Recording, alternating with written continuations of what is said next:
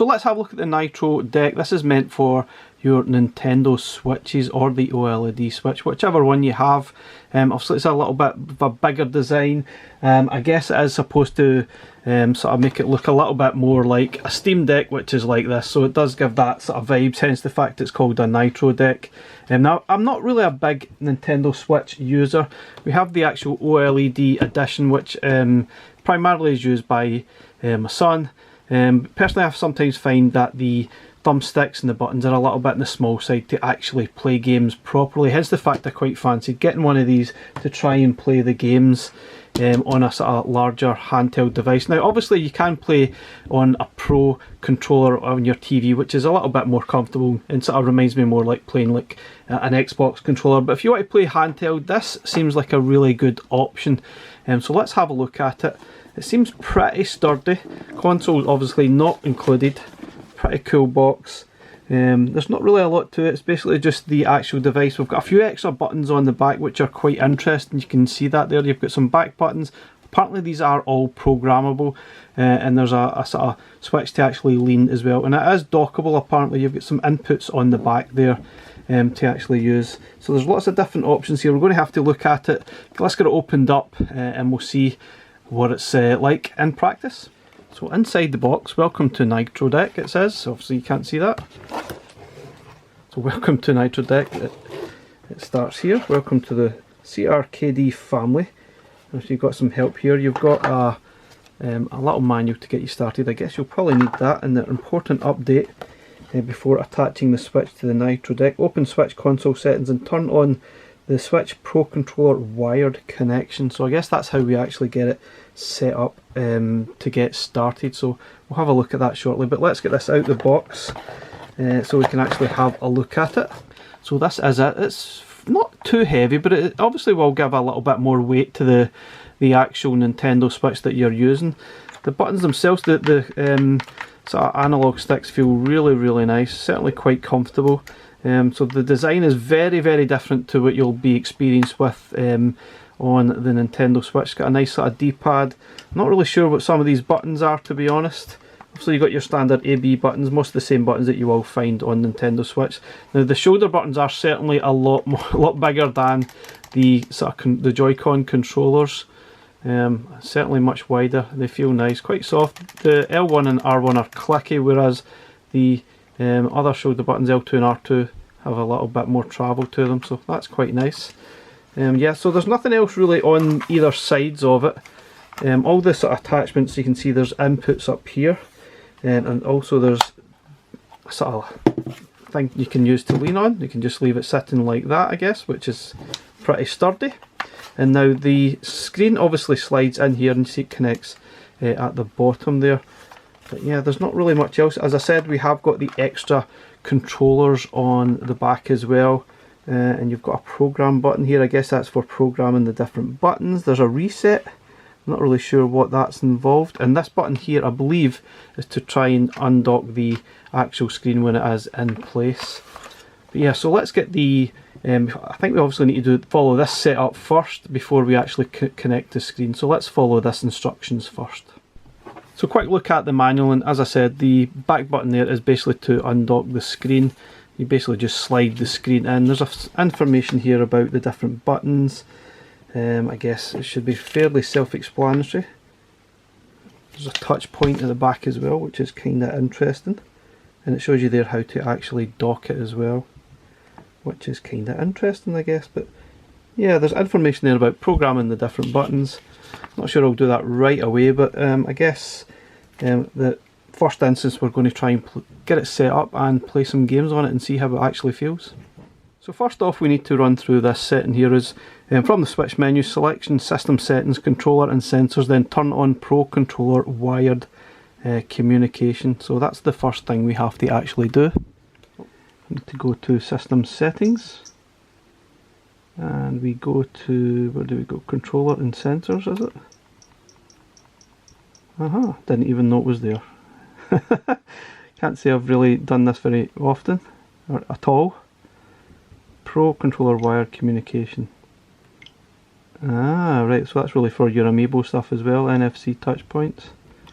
Ah, okay, interesting. Okay, So now that we've done that, we can obviously take the Joy-Cons off. Obviously, let me go back to the main screen. Take the Joy-Cons off, like so. And then we will slide the screen into the Nitro Deck. Should be pretty straightforward, I would hope. Yep. Yeah, so it recognised it right away now that that setting is on. That was pretty straightforward. So the actual sort of analog stick is fine. You can use either or. I guess you can use the D-pad as well. Yep, that's working absolutely fine. So what I'm going to do now is actually play through some games and see how the actual Nitro Deck feels playing it like this. I have to say it does feel really comfy. It is a little bit heavier in the hands, to be honest, but it does feel comfortable. I guess this probably would be designed more for an adult rather than using the Joy-Cons, which I always felt were more designed for a child rather than an adult. I felt myself getting a little bit frustrated if you've got sort of larger hands or fingers, which I don't really have, but I still found it really difficult to play games using these sort of buttons, small buttons in the small sort of analog. So no problems as such with these. Is this analog down here in a comfortable position? Perhaps not. It does feel a little bit far down for me. It feels like it probably should be about here. It is what it is, but this one feels in a good position. The D-pad itself probably isn't in the greatest position, so you might need to adjust your hands to suit, I guess, how you're going to prefer playing them. But anyway, let's have a play through some games and I'll give you my overall experience using the Nitro Deck.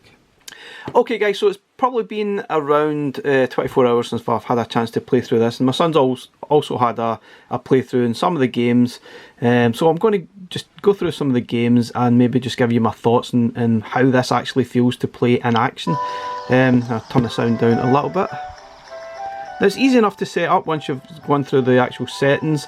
Obviously you can program these buttons on the back, but probably word of warning is that sometimes you can accidentally hit these while playing a game, so it's really up to you whether you want to program them or not.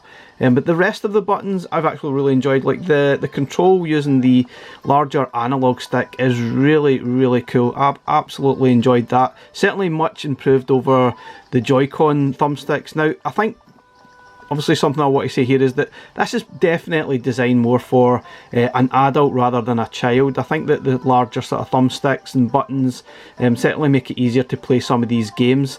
Obviously if you're a child then it's probably better if you use the Joy-Cons. The other thing that probably have to mention is the fact this does feel quite a lot heavier than just have the Joy-Cons connected. It probably even doubles the weight, I would say, over just having the Joy-Cons, but that is obviously one of the downfalls. The other downfall is probably this button here, which is usually used for camera perhaps in some games, maybe if you're playing a first person shooter. This one is maybe not the most natural button to actually use. You have to sort of readjust your sort of stance in your hand there, and yeah, it doesn't feel the most comfortable, but I guess not every game is going to actually use that stick, but the rest of them are absolutely fine. I'm not really sure, same probably goes for this D-pad over this side. Even though the D-pad's fine, it probably doesn't feel the most natural to sort of use that. It feels more natural to rest your hand like that and sort of use that as your control, but everything else is spot on. The buttons are fine, the actual sort of thumbsticks, or sorry, the shoulder buttons are really nice as well. They feel great when you're playing it, and I've really enjoyed it. And I've really just started playing this new Zelda game. I got it at Christmas and never really got round to playing it, but now that I've got the Nitro Deck, I think I'll definitely get stuck into this a lot more. Now obviously you can reprogram some of the buttons, I guess. All the buttons here, this is obviously for your taking screenshots.